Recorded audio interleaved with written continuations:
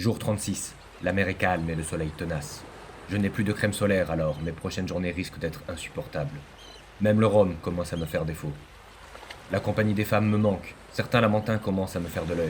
Non, il ne faut pas que je craque. Et puis, les animaux insolites, ça n'a jamais été mon truc, ça se saurait. Je suis en train de me dire que si j'étais pas déguisé en pirate, ce discours aurait un tout autre sens. Mais pour l'instant, le seul sens qui me manque, c'est le sens commun. Bonjour à toutes et à tous, ici c'est Havard et on se retrouve aujourd'hui pour une nouvelle vidéo sur la chaîne Eureka. J'espère que vous allez bien.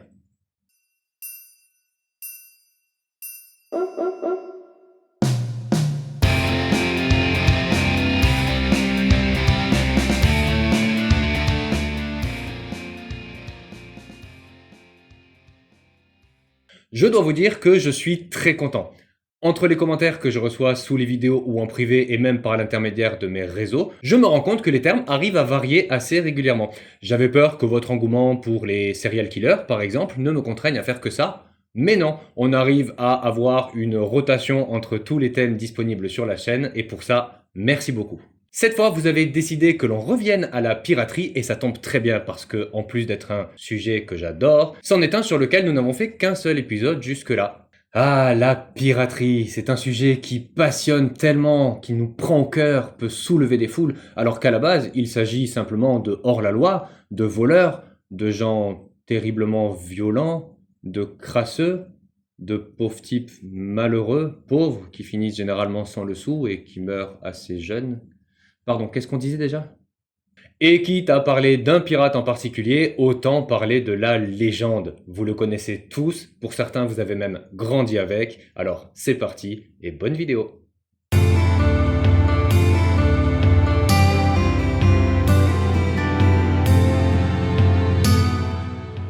Tu sais qu'il n'existe pas vraiment, hein, Jack Sparrow? Alors déjà si, au moins dans nos cœurs, et en plus, qui a dit qu'on était obligé de parler uniquement des pirates dont on a gardé une trace historique? Je pourrais très bien parler de Capitaine Crochet ou de Luffy un de ces jours. Alors méfie-toi.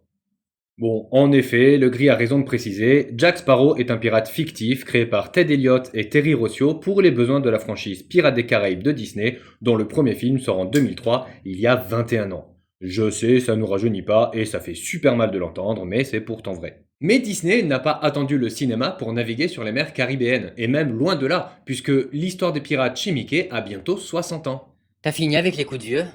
Bah, j'évoque.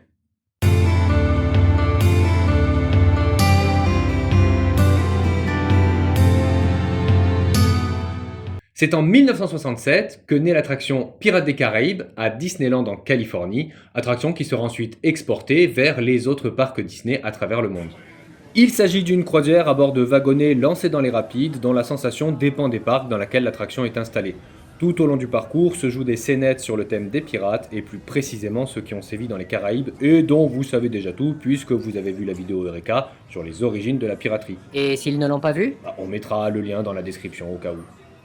On peut déjà y voir les marqueurs qui seront à la base du premier film, comme l'attaque du port par les pirates, ou bien la protection du butin par des squelettes, même si ceux-ci ne sont pas encore frappés de la malédiction du Black Pearl. On y retrouve aussi la chanson Yo-Ho, qui deviendra un hymne Disney aussi célèbre que It's a Small World pour son parcours avec les tasses, et dont je ne vais pas en dire plus pour ne pas vous la mettre dans la tête. Le gris stop.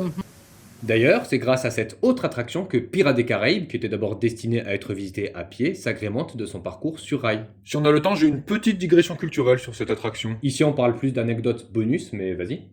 It's a Small World a été créé pendant la foire internationale de New York en 1964. C'est la société Pepsi, le sponsor de l'événement, qui contacte Walt Disney pour leur commander une attraction sur rail. Celle-ci sera réalisée en seulement 9 mois et deviendra l'événement clé de la foire, si bien que Disney l'intégrera à son parc d'attractions. Bah, merci Monsieur Pourpre. Et merci à Pepsi. Pour en revenir à Jack Sparrow, celui-ci est créé pour les besoins du film dans lequel il va venir aider Will Turner dans sa quête. Qui? Sérieusement? Bah quoi? Est-ce que je vais vraiment être obligé de raconter un film que tout le monde connaît déjà par cœur?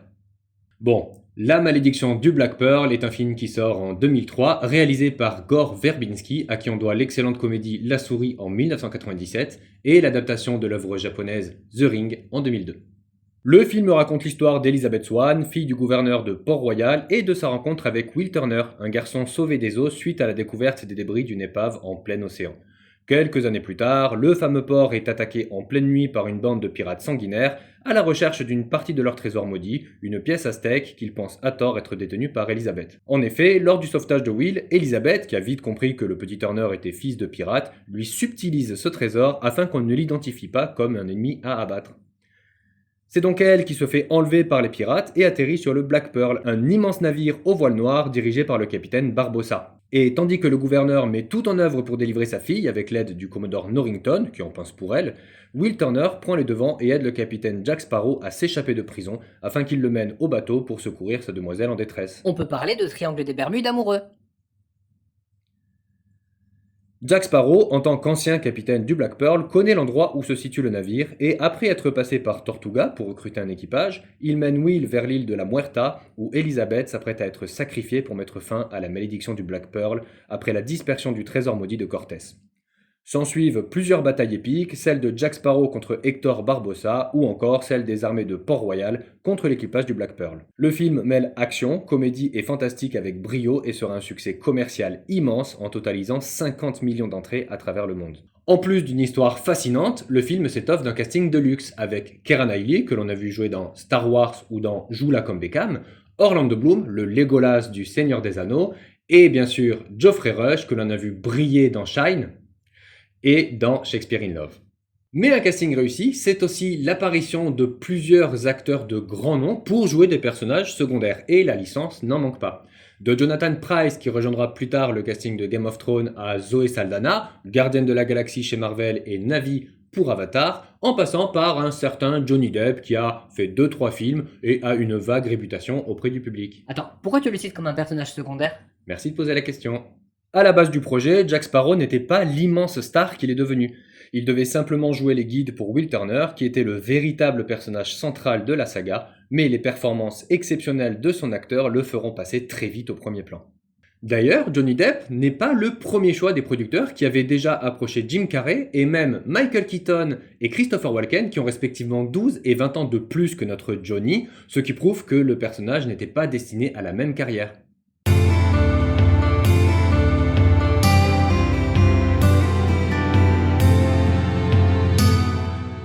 Jack Sparrow, de son vrai nom Jack Edward Teague, naît le 11 janvier 1693, quelque part dans l'océan Indien, à bord du Troubadour, le navire du capitaine Teague, qui est aussi son père. Il sera interprété plus tard dans la saga par Keith Richards, le guitariste et cofondateur des Rolling Stones. Exact. Et ça aussi, c'est grâce à Johnny Depp, puisqu'il s'est inspiré du guitariste pour créer la tenue vestimentaire un peu loufoque de son personnage, mais on y reviendra plus tard. Attiré par le monde de la piraterie comme son père avant lui, Jack embarque très jeune sur le Wicked Wench, pris en chasse par le Silent Mary, grand navire du corsaire Armando Salazar. Les divers affrontements entre les forces du pirate face à celles plus puissantes du corsaire auront raison du capitaine du Wicked Wench, tué par Salazar en personne. Mais avant de rendre son dernier souffle, celui-ci lèguera son compas à Jack Sparrow en le faisant promettre de ne jamais s'en séparer. Grâce à la puissance de cette relique, Sparrow réussira à se défaire du corsaire et à couler son bateau avant de prendre officiellement possession du Wicked Wench et d'en devenir capitaine. C'est d'ailleurs lors de cette bataille que Jack Teague devient officiellement Jack Sparrow, de l'anglais moineau, à cause de la posture de Jack fièrement debout sur le mât de son navire. Mais l'ambition dévorante du capitaine Jack Sparrow ne le limite pas à faire quelques prises et amasser un maigre butin. Il fait la connaissance du dirigeant de la Compagnie des Indes orientales, Cutler Beckett, qui lui propose de jouer les transporteurs et de livrer une cargaison spéciale pour la compagnie. Jack Sparrow accepte, mais lorsqu'il constate qu'il s'agit de traite d'esclaves, ce qui va à l'encontre de ses croyances personnelles, il décide de trahir la compagnie. D'abord rattrapé, puis marqué au fer rouge et emprisonné, le pirate va s'enfuir à bord de son navire, ce qui ne va pas trop plaire à Cutler Beckett, qui décide de le pourchasser et finit par couler le Wicked Wench, faisant sombrer son capitaine par le fond. Alors, entre la vie et la mort, Sparrow décide de sceller un pacte avec Davy Jones, le grand passeur des âmes. Si celui-ci le sauve, lui et son navire, il promet un siècle de servitude après s'être vengé. Le Wicked Wench est alors rebaptisé Black Pearl en référence à ses grandes voiles noires après sa résurrection. Si tant est qu'on puisse ressusciter un bateau. Oui, je sais, j'avais mis les guillemets.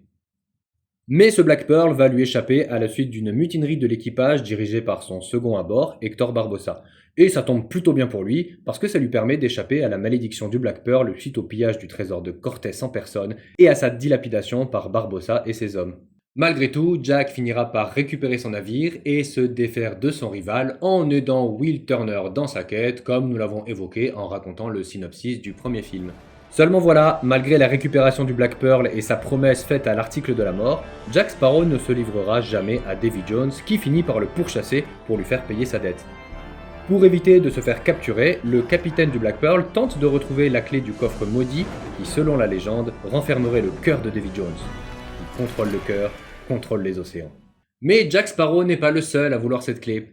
Lord Cutler Beckett, toujours en activité et qui livre actuellement une guerre farouche contre les pirates, souhaite également l'acquérir pour pouvoir régner en maître sur les océans et sur toute la vermine qui y navigue. Le Hollandais volant, célèbre navire de Davy Jones, se lance à la poursuite du Black Pearl de Jack Sparrow, déterminé à récupérer son cœur que le pirate lui a volé. Il finit par lâcher un animal insolite qui est beaucoup trop répugnant pour qu'on en parle dans un épisode sur ce thème, le Kraken. Celui-ci dévore le Black Pearl et son capitaine Jack Sparrow, jeté en pâture par Elizabeth Swann qu'il avait contribué à sauver plus tôt. Quelle triste ironie. Tu sais, se faire courser par un Kraken, le monstre géant de Davy Jones, ça remet Talaoyota en perspective. Après avoir échappé à la mort face à Cutler Beckett, Jack Sparrow meurt donc en pleine bataille contre celui-ci. Mais les pirates survivants le savent, la compagnie des Indes orientales est trop puissante pour eux et toujours sur leurs traces, ils décident donc d'aller voir la sorcière Tia Dalma pour obtenir ses conseils. Tia Dalma, qui d'ailleurs est bien plus qu'une simple sorcière vaudou puisqu'il s'agit de Calypso, la déesse de la mer. Ah oui, rien que ça. Elle va expliquer à l'équipage que pour ressusciter Jack, il doit aller le chercher jusqu'au bout du monde, celui de Davy Jones. Pour aider la fine équipe à ramener Sparrow à la vie, Tia leur file un sacré coup de pouce en ressuscitant un pirate digne d'une telle expédition, le capitaine Hector Barbossa. D'ailleurs, petit coup de gueule, Calypso, si t'es capable de ressusciter le capitaine Barbossa pour aider à la résurrection de Jack Sparrow, t'aurais pu carrément ressusciter Jack Sparrow, ça s'appelle supprimer les intermédiaires. Ça s'appelle supprimer les intermédiaires. Elle ressuscite Barbossa car il fait partie du tribunal de la confrérie dont elle a besoin pour récupérer son corps de déesse. Oui, mais Jack Sparrow aussi fait partie du tribunal de la confrérie. Ah oui, tiens. Dis donc, t'as cloué le bec à Monsieur Pourpre? C'est une première, ça. Non, laisse tomber, ça va être une galère au montage. Bon, en vrai, Tia Dalma, aka Calypso, se justifie en disant que Hector Barbossa n'avait perdu que la vie. Il a donc été plus facile de la lui rendre. Tandis que Jack Sparrow, lui, était sous le joug d'une forme de purgatoire et qu'elle ne pouvait rien y faire malgré l'ensemble de ses pouvoirs divins. Pansement scénaristique? On est en droit de le penser en tout cas. Finalement revenu à la vie et grâce au soutien de ses coéquipiers et surtout du sacrifice de Will Turner, Jack Sparrow bat Cutler Beckett et la vie de pirate devient tout de suite plus agréable. Les années passent pendant lesquelles le capitaine fait ce qu'il sait faire de mieux. Boire. Chercher des trésors, Boire. dépenser son butin sur Tortuga. Boire? Bon, ok, peut-être un peu, c'est vrai. Jusqu'au jour où il entend parler d'une rumeur. Quelqu'un se ferait passer pour lui pour salir son nom et sa réputation. Il finit par démasquer le fautif en la personne d'Angelica, la fille d'Edward Teach, plus connue sous le nom de Barbe Noire. Elle a besoin de ses services pour mettre la main sur la fontaine de jouvence. A noter que Jack Sparrow a eu une aventure avec elle. Oui, mais c'est un film Disney et une chaîne YouTube tout public, alors on va parler de leurs aventures sur la mer plutôt. Grâce à sa ruse légendaire et malgré la cupidité de Barbe Noire, Jack Sparrow réussit à trouver la fontaine de jouvence. Et même s'il est en mesure d'obtenir la vie éternelle, lui qui a toujours combattu la mort dont il a une peur bleue, il préfère se sacrifier et l'utiliser pour sauver Angelica sur le point de mourir. Décidément, il lui en arrive des choses à ce pauvre vieux Jack. Oui, et c'est pas fini.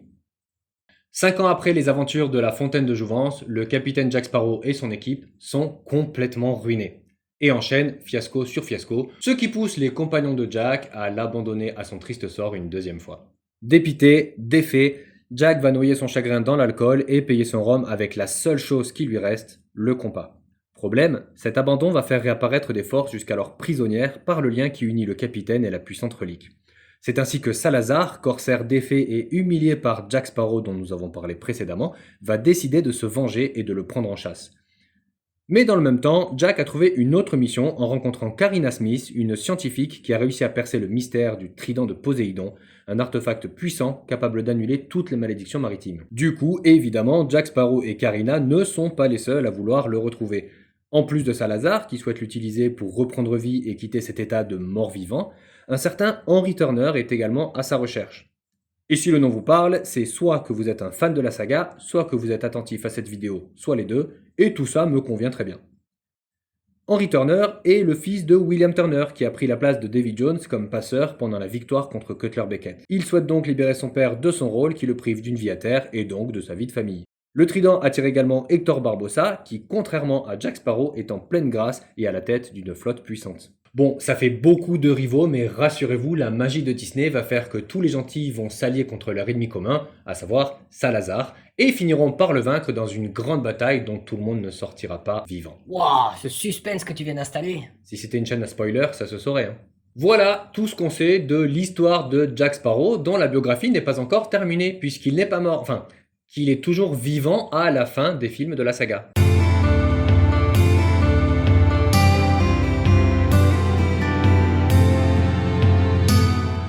Comme dévoilé plus tôt dans cette vidéo, Jack Sparrow ne devait pas prendre autant de place dans le lore du Pirate des Caraïbes, ni même interprété par cet acteur immense qui fera de lui une légende vivante. Enfin, morte. Enfin, qui est toujours en vie. Qui est morte mais qui est toujours en vie. Enfin non, qui est pas en vie d'ailleurs, puisque c'est un personnage de fiction. Qu'est-ce qui lui prend? Je crois qu'il fait un AVC. On appelle les secours? Non, non, laisse, comme ça on récupère sa chaîne. Je vous signale que j'entends tout ce que vous dites. Hein. Lorsque Johnny Depp reçoit la première ébauche du scénario du Pirate des Caraïbes, il voit immédiatement un fort potentiel autour du personnage de Jack Sparrow, qui est un simple pirate qui se jette torse nu dans la bataille et qui va servir de fil d'Ariane à des personnages qui sont eux plus développés. Il va alors réaliser un véritable travail de composition autour du personnage en s'inspirant de plusieurs univers dont celui des cartoons. Il faut dire que sa fille, Lily Rose, a alors 3 ans et qu'il avoue regarder en boucle les dessins animés de Bugs Bunny ou de Will le Coyote. Johnny Depp va vite imaginer qu'un personnage cartoonesque qui se prend des rochers dans la tronche ou qui joue avec la suspension de l'incrédulité peut plaire à un très large public. La suspension de quoi? Monsieur Pourpre? La suspension de l'incrédulité, c'est un système de pensée consenti par le lecteur ou spectateur qui accepte que des éléments fictifs soient interprétés comme étant une réalité possible.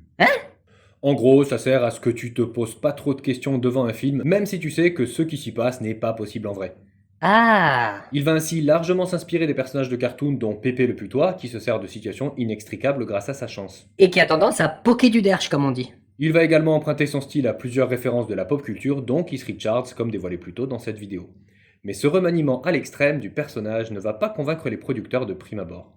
À force de discussion, tout le monde tombe d'accord sur le fait qu'un Jack Sparrow avec un peu plus de substance ne peut être que bénéfique pour le film, à partir du moment où il reste bien sûr un électron libre, c'est-à-dire que l'histoire peut se dérouler avec ou sans lui. Et c'est ce qui se passe dans les films de la saga finalement, parce que même si Jack Sparrow vit la même histoire que les autres personnages, il le fait mais en suivant sa propre voie. D'ailleurs, le réalisateur Gore Verbinski prévient à la création du second film que celui-ci ne sera pas non plus centré sur le pirate. Plutôt que le plat de résistance, Jack Sparrow est selon lui une épice qui le relève, ou bien un dessert dont il ne faudrait pas abuser.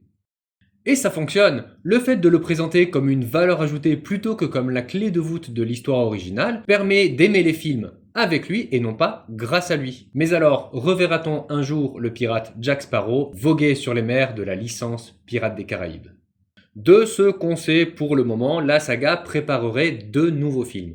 Un premier qui serait un spin-off avec l'actrice Margot Robbie qui jouait le rôle de Barbie, et un second qui serait plutôt un spin-off qu'une réelle suite des premiers opus. Et si tout cela est pour le moment teinté de beaucoup de rumeurs et de spéculations, il est un domaine qui fait coller beaucoup d'encre mais sur lequel on n'est pas mieux avancé, c'est la participation ou non de Johnny Depp dans les prochains films de la saga.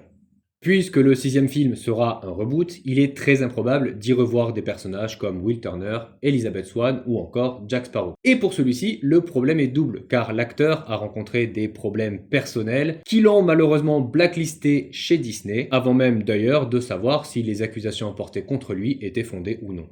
L'acteur, qui a très mal vécu cet abandon, a déjà affirmé qu'il ne reviendrait plus dans la licence Pirates des Caraïbes. Mais son producteur, Jerry Bruckheimer, qui se considère être un grand ami et fan de Johnny Depp, espère le voir reprendre du service. Alors, est-ce que Johnny Depp, tout comme le personnage qu'il incarne, sera attiré par un bon gros butin? N'hésitez pas à me dire ce que vous en pensez en commentaire. Je me dis que peut-être, si vous êtes nombreux à vous abonner à cette chaîne, à liker cette vidéo et à la partager à votre entourage, je sais pas, peut-être que Disney finira par tomber dessus et nous proposer un film qui viendra clôturer ou même poursuivre l'histoire de ce capitaine au long cours. Ou même à nous proposer un rôle. Moi je me verrais bien en flibustier. Une chose est sûre, quoi que nous réserve l'avenir et Disney, nous nous souviendrons longtemps de ce pirate de légende que nous avons adoré au fil de la saga. Alors, que cette journée reste à jamais comme celle où nous avons adoré le capitaine Jack Sparrow. C'est la fin de cet épisode, j'espère qu'il vous a plu, je vous remercie infiniment d'être resté jusque-là. Mais restez bien jusqu'à la fin pour voir la liste des thèmes proposés et me dire lequel vous voulez voir traité la prochaine fois. J'ai déjà hâte de vous proposer du nouveau contenu. En attendant, je vous souhaite de vivre de merveilleuses aventures, épiques même. Nous, on se retrouve la prochaine fois. D'ici là, prenez soin de vous. Ciao! Le film devient rapidement le plus gros succès au box-office mondial, dépassant ainsi le record détenu à l'époque par E.T. J'ai regardé à droite, regardé à gauche. Alors que le gris il est à gauche et Monsieur Pourpre il est à droite. Donc là j'ai regardé à droite alors que c'est le gris qui parle. Donc je vais la refaire. Voilà. Oula.